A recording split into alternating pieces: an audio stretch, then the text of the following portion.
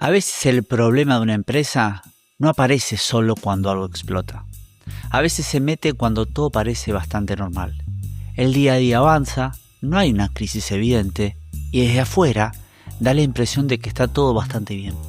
Pero cuando miras más de cerca aparece un detalle importante. Todo fluye cuando está el dueño o la dueña. Cuando aparece esa persona que interpreta, autoriza, destraba y decide.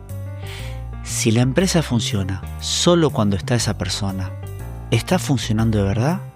¿O en realidad depende demasiado de una sola persona? En este episodio vamos a entrar en un principio súper potente del Toyota Way. Uno que no habla de carisma, ni de frases lindas, ni de jefes heroicos. Habla de algo mucho más exigente.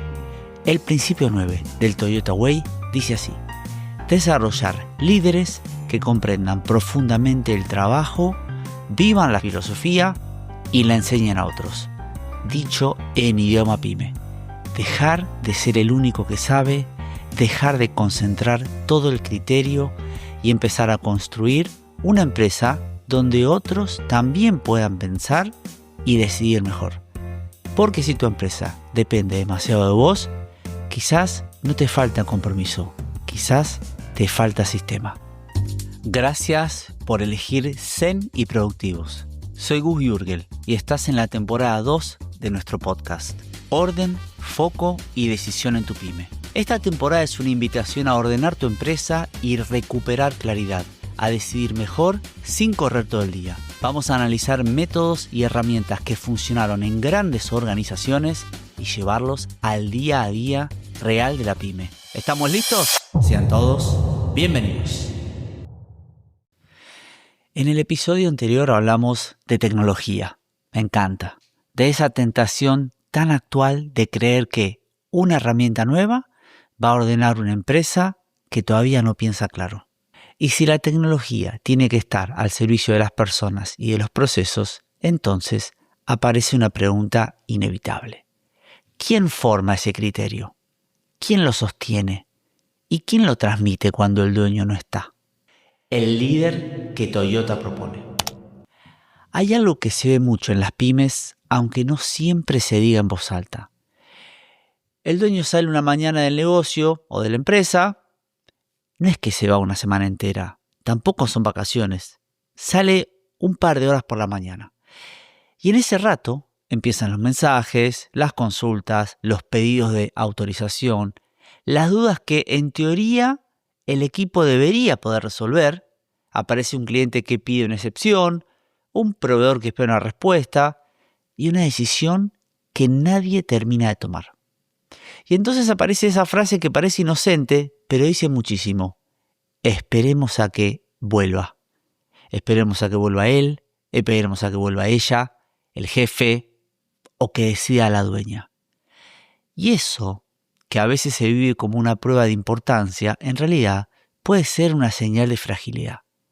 Porque si cada decisión importante vuelve siempre al mismo lugar, lo que hay no es un liderazgo maduro, hay dependencia.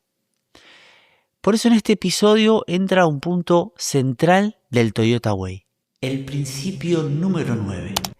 Desarrollar líderes que comprendan profundamente el trabajo, vivan la filosofía y la enseñen a otros. Y lo traduzco rápido para que no quede como una frase de póster.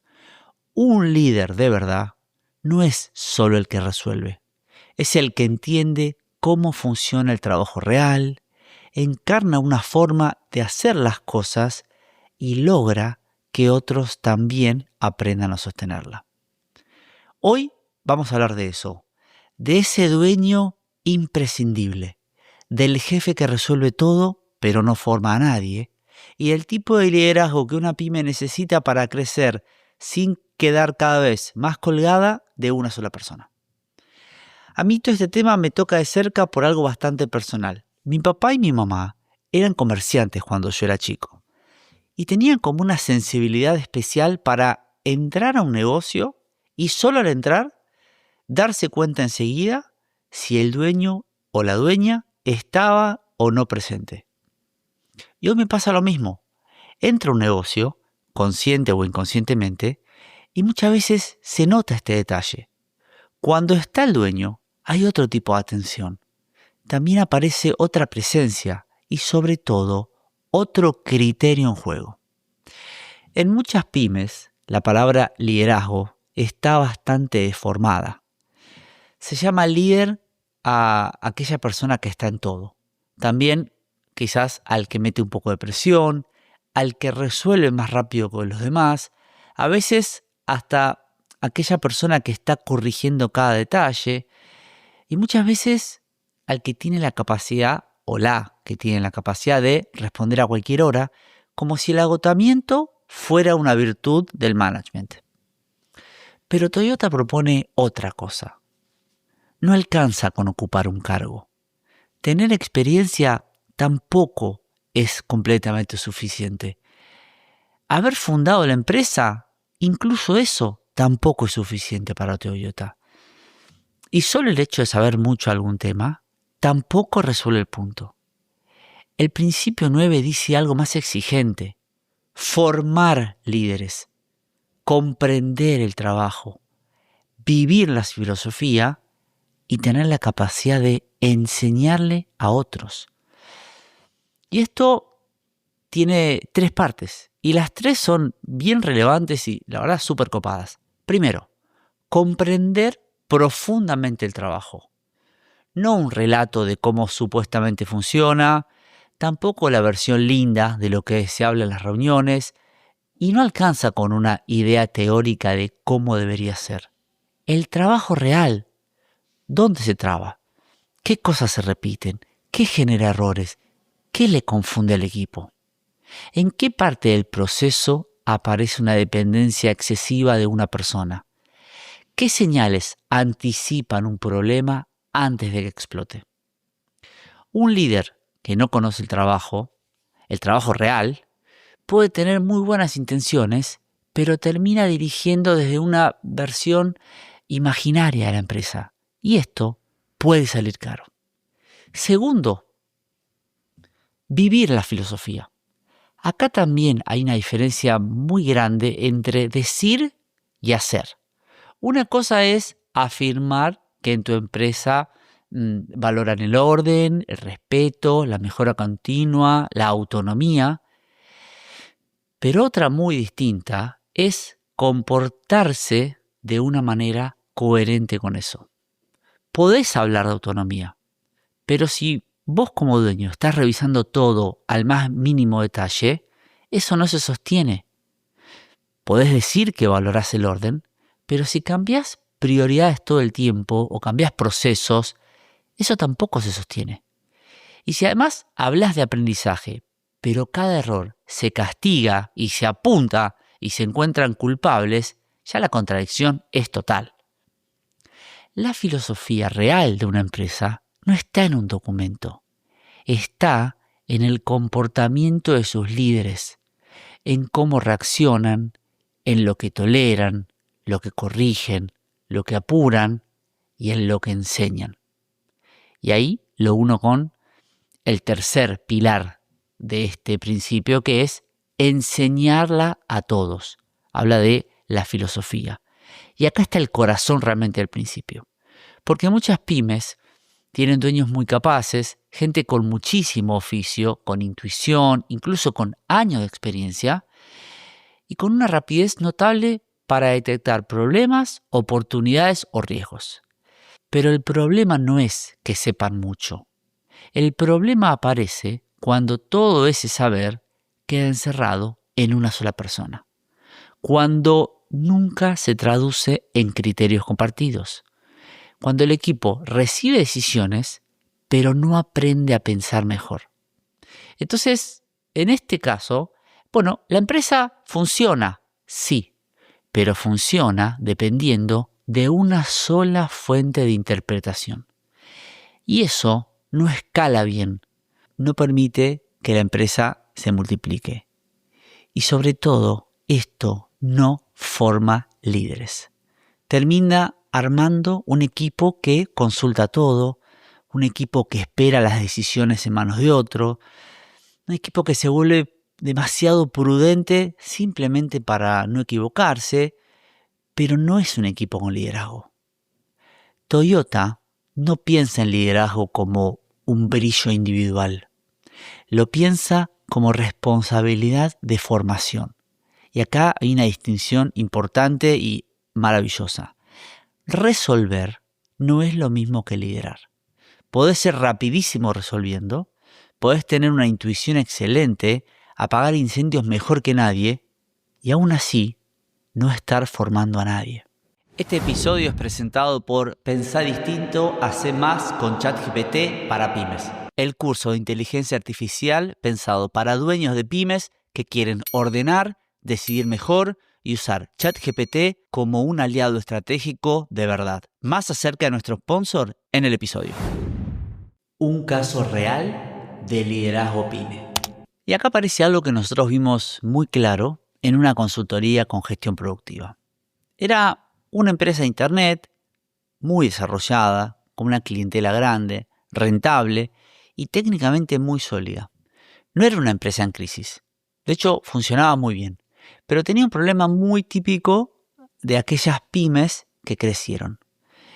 Y es esto, demasiadas decisiones seguían pasando por el dueño.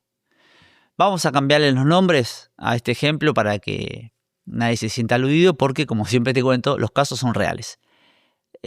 Vamos a llamar Jorge al dueño y Gabriel a una persona clave del equipo.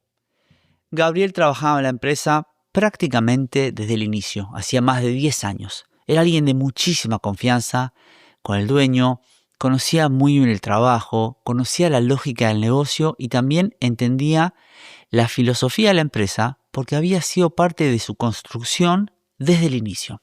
O sea, tenía varias condiciones muy importantes para crecer dentro de la empresa. Pero Jorge, el dueño, por cuestiones de su propia personalidad, por prejuicios o por dificultad de soltar, no terminaba de habilitar ese crecimiento. Entonces pasaba algo bastante común. Había una persona valiosa, preparada y con potencial de liderazgo, pero la estructura seguía girando únicamente alrededor del dueño. Nuestra recomendación fue bastante concreta y en algún sentido muy simple. Propusimos que Gabriel dejara de ser solamente una persona operativa muy capaz y pasara a ocupar un rol de coordinador de su área, un rol de liderazgo. Esto implicaba mantener parte de sus tareas, sí, pero también sumar nuevas responsabilidades, como por ejemplo, ordenar mejor el trabajo del equipo, ayudar a distribuir tareas, acompañar a otras personas y empezar a transformarse en un referente real de la empresa. Y hay un detalle importante. Gabriel no recibió ese rol como una orden bajada desde arriba. Participó en la conversación. Se involucró en el diseño de este nuevo rol y de este nuevo cambio, ¿no? Y ayudó a construir este nuevo lugar. ¿Y qué pasó? Bueno, pasó que el experimento funcionó tan bien que después de algunos meses, este cambio se multiplicó para toda la empresa. Se definieron otras áreas con más claridad y a partir de ahí, cada una de esas áreas comenzó a tener un líder, un coordinador. Entonces la empresa dejó de tener una jerarquía confusa con un solo jefe resolviendo todo y pasó a tener una estructura mucho más sana. Jorge como gerente general y distintos coordinadores de área con responsabilidades más claras. Eso le permitió a Jorge salirse del micromanagement y de querer controlar todo y ordenar muchísimo mejor la gestión y dejar de estar metido en todos los detalles del día a día. Pero vamos, pasó algo todavía más interesante.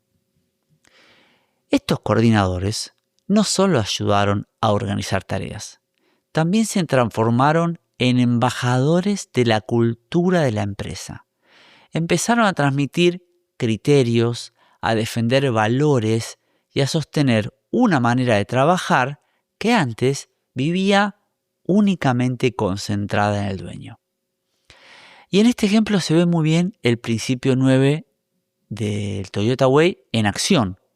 No se trató solo de delegar trabajo, se trató de desarrollar líderes que conocían profundamente el trabajo, vivían la filosofía de la empresa y podían enseñarla y sostenerla en otros. Y este caso muestra algo clave. Muchas veces el problema no es que no haya gente capaz. El problema es que el líder todavía no decidió formar liderazgo alrededor. Principio 9 en una pyme real. Entonces, ¿cómo se aplica este principio a una pyme real? Bueno, primero, dejando de premiar solamente al que resuelve y empezando a mirar también al que desarrolla a otros. Porque si vos ascendés siempre al mejor técnico, al más rápido o al más brillante individualmente, pero nunca evaluás si sabe formar gente, podés llevar a un gran ejecutor a un mal rol de liderazgo. Y eso pasa bastante. La persona era excelente haciendo. La subieron, la ascendieron, ahora coordina, pero todo se complica. Y no porque sea mala, porque liderar es otra tarea. Segundo, el dueño tiene que empezar a explicitar su criterio. Esto parece obvio, pero te aseguro que no es para nada obvio y cambia muchísimo. Porque los dueños se creen que los criterios, los equipos los tienen que saber por telepatía, por ósmosis, que es obvio, que lo tendrían que saber. Pero no alcanza solo con decirlo, cómo hay que hacer o con esperar que el otro lo adivine. Sino que, además de explicar cómo hacerlo, hay que explicar por qué lo hacemos así y permitir que las personas que van a hacer la tarea también puedan opinar acerca de los procesos. Por ejemplo, en este tipo de cliente conviene priorizar velocidad antes que perfección. En este caso, no prometemos esto porque después el sector de producción quizás no lo puede cumplir. Acá no damos este descuento porque sería demasiado y el margen no da. Acá sí conviene ceder porque la relación vale más que el cierre inmediato. Son ejemplos de cómo podríamos explicar, ¿no? Ejemplos, cosas simples. Cuando vos explicás por qué decidís como decidís, la empresa aprende. Cuando solo das órdenes, la empresa obedece. Y obedecer no es lo mismo que aprender. Tercero, hace falta construir mandos medios de verdad, no simples repetidores de apuro. Un mando medio no está para transmitir urgencia con mejor vocabulario o simplemente para seguir todas las cosas que vos como dueño querés que le diga al resto de tu equipo. Está para ayudar a que el trabajo salga mejor, a detectar obstáculos, a ordenar. Está para acompañar, para traducir principios en decisiones concretas y para formar criterio. Si no, queda atrapado en un lugar bastante pobre, no piensa estratégicamente, no enseña, no lidera, solo persigue tus pendientes. Cuarto, el líder tiene que estar cerca del trabajo real. Toyota insiste un montón en esto. No liderás desde la abstracción, no decidís sin ver, ni diagnosticás sin comprender. En una pyme, eso puede ser muy simple. Escuchar una llamada comercial, ver cómo se arma una propuesta, seguir un reclamo del cliente de punta a punta, observar una reunión interna, entender dónde se traba una entrega, leer un intercambio con el proveedor. No para controlar de forma paranoica, sino para comprender de verdad el trabajo que después querés liderar y que vas a querer que otros enseñen. Quinto, enseñar tiene que ser parte del trabajo, no un evento decorativo. No alcanza con una capacitación cada tanto, tampoco con una reunión linda, y menos todavía con decir tenemos cultura solo porque lo decimos. Enseñar implica trabajar sobre situaciones reales. Si se perdió una venta, bueno, Revisemos cómo se pensó esa situación. ¿Qué señales no se vieron? ¿Algún criterio faltó? ¿Hubo un reclamo? Bueno, no es que solo hay que apagar el reclamo y olvidarse. Usémoslo para enseñar cómo decidir mejor la próxima vez. ¿Alguien del equipo resolvió algo bien? Eso es excelente. Pedile que explique cómo lo pensó, así el buen criterio deja de ser privado y es colectivo, compartido. Ahí empieza a aparecer la cultura, y no como un discurso, como una práctica que se repite. Te doy otro ejemplo. Supongamos una empresa donde el dueño revisa todos los presupuestos antes de que salgan. Todos. Durante años, eso parecía lógico. Conoce mejor el negocio, cuida el margen, detecta riesgos y sabe con quién conviene ceder y con quién no. Bueno, podría ser, puede ser. Pero llega un punto en el que esa revisión total empieza a ser un freno. Los presupuestos salen tarde, el equipo no aprende a cotizar con criterio, todos esperan aprobación y el dueño queda atrapado en una tarea que ya no debería absorberle tanta energía.